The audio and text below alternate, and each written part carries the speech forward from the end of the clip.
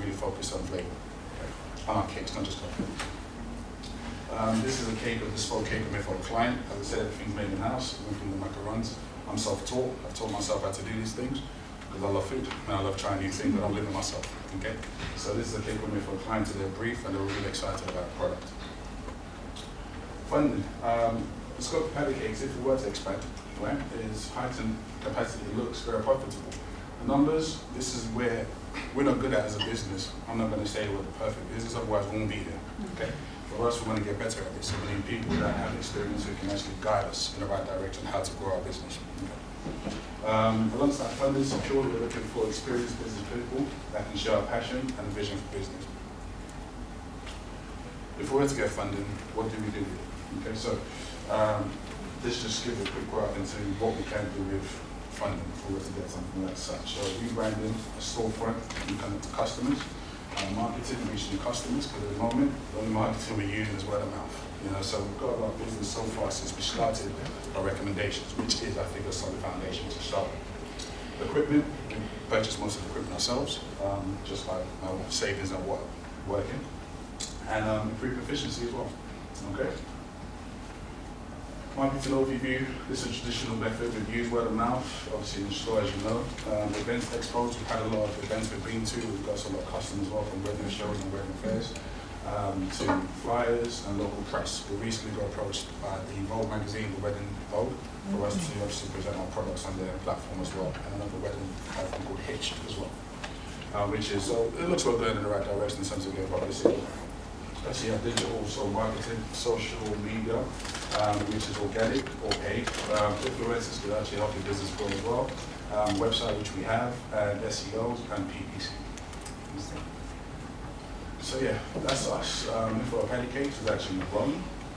It's actually orders of patty cakes. That's our email address. Our website is www.pattycakes.uk. Round of applause.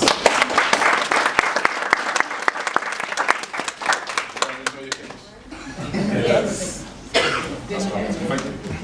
Thank you for the free cakes. Oh, before, actually, not free. If you don't follow us, thank you.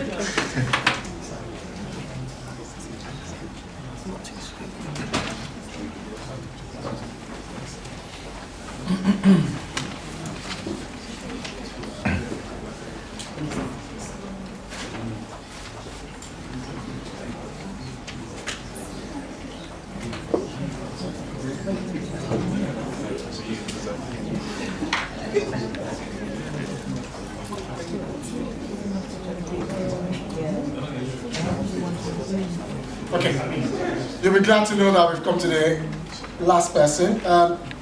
Again, if you return to your feedback, where it says XPO, unfortunately they've not turned up, but somebody else is turned up.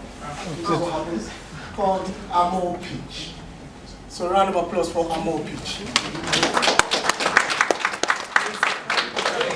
Is the code the same? The code is the same. So. Thank you for having me. And now, this is a story all about how the female bus split, turned upside down. I'd like to take a minute, just sit right in the room, and I'll tell you how I came about the concept of the movie. What I'm trying to do is disrupt the female business journey. So, female founders, if you take a look at Sam versus Samantha, Samantha is a lot more likely to go to university and get a degree than Sam. However, on graduation, Sam is more likely to graduate and earn £4,000 more than Samantha. In the workplace, Sam is more likely to get ahead over Samantha. When it comes to setting up businesses, you have an equal number of males and females setting up companies, even though there's a slightly greater percentage of females that set up innovative businesses. Those that end up getting funding are disproportionately male. So about 98% of venture capital funding, for instance, went to male founders last year. However, when females run companies and get funding, their profitability tends to be much higher than males, their male counterparts. That also reflects across diverse boards. Females in business is a growing trend. The gender gap is closing. Women outlive their husbands by 15 years. They inherit wealth from their spouse as well as from their the parents, and that is increasing the amount of wealth that exists within the female demographic. All this is building a big picture as to how an underestimated, underrepresented group can be better served. My idea is to simply come up with a range of financial services that can better support female entrepreneurs. So female-owned businesses or majority-owned businesses can, through my fintech platform, get access to the financial support that they require. It is still an idea at this stage. What I need right now is data. So I'm still to do some field research. The initial online research and the documents from agencies they demonstrate that clear disparity. However, I'd like to spend some more time with female-focused groups. Obviously, not female. I need to get more details on what females see as the problem as to why they're unable to access funding. In order to make it a reality, I also need access to grants. Recently, some of you might know of Monzo and Starling. These are fintechs that have grown rapidly. Starling recently got 100 million funding for an investment into disrupting the corporate and the SME financing space. So there's government funding available. It's up to 400 million. And if anyone has skills with grant writing, that's something that I would like to appeal to. If we could get 1 million of that funding, that would help with unlocking some of the business's potential. Angels would be another key resource at this point. It's too early for venture capital because it's an idea, so there would not be anything for a traditional VC to invest in. But family offices and those that have a social mission and the desire to kind of address the imbalance between the funding that gets allocated to male versus female entrepreneurs, even though the talent is clearly there across the board.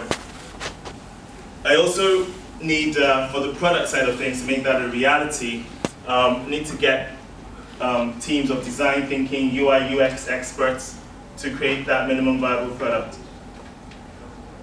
I've already highlighted that I need a female founder to make this possible, at least one, maybe two female co-founders, for that authenticity, and obviously the way they'll come at a business would be quite different from mine, and that would be complementary to what I have to offer. It's key to have a diverse advisory board in order for various views to support the idea to the next stage. I'm also keen to make part of the solution. Well, actually, I appreciate that for the solution to take off, partnerships are essential. As a fintech, having relationships with, depending on what the final solution we decide is after the focus groups, having relationships with lenders or other entities that can add value would be key. So I had a conversation with Silicon Valley Bank yesterday. They like the idea and they're offering the space for the initial focus group. So if you, and they would be a key partner. They provide debt funding usually that comes alongside equity funding if you're typically raising capital. The UK government would be another key participant and a partner I'd like to engage. Not only because they have the £400 million grant that they're dispersing to individuals that want to solve the problem and disrupt corporate finance, but they've got the scope, they've got the reach.